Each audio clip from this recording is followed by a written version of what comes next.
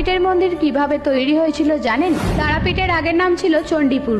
একবার জয় দত্ত নামে এক বণিক বাণিজ্য শেষ করে ফিরছিলেন। সেই সময় রাতের অন্ধকারে চণ্ডীপুরের পাশে একটি জঙ্গলে তিনি আশ্রয় নেন, আর তখন একটি সাপের কামড়ে তার ছেলের প্রাণ যায়। পরের দিন সকালে জয়দত্ত দেখেন যে কয়েকটি কাটা শোল মাছের টুকরো মাঝিরা কেটে একটি কুণ্ডে ধুতে গেলে সেই শোল মাছগুলো আবার জ্যান্ত হয়ে যায়। সেই দিন জয়দত্ত মা তারার স্বপ্নাদেশ পান এবং পরের দিন সেই কুণ্ডের জল তার ছেলের গায়ে দিলে তার ছেলে আবার বেঁচে ওঠে। এবং পরের দিন তিনি আবারও মা তারার স্বপ্নাদেশ পান যে এই জঙ্গলের পাশে একটি শ্বেত শিমুল গাছ আছে এবং তার নিচে একটি শিলা বিগ্রহ আছে। সেই শিলা বিগ্রহ এনে যেন একটি মন্দির প্রতিষ্ঠা করে তার পুজো করা হয়। পরের দিন সকালে জয়দত্ত সেই শিলা বিগ্রহ পেয়ে একটি ছোট মন্দির প্রতিষ্ঠা করে তার পুজো করেন। তারপর এই মন্দির বহুবার ভাঙা গড়া হয়েছে। শেষ পর্যন্ত 1808 সালে মল্লারপুরের জমিদার জগন্নাথ রায় তারাপীঠ মন্দিরের পুনর্নির্মাণ করেন। কথিত আছে তারাপীঠ মন্দিরের পাশে অবস্থিত শ্মশানটি খুবই জাগ্রত।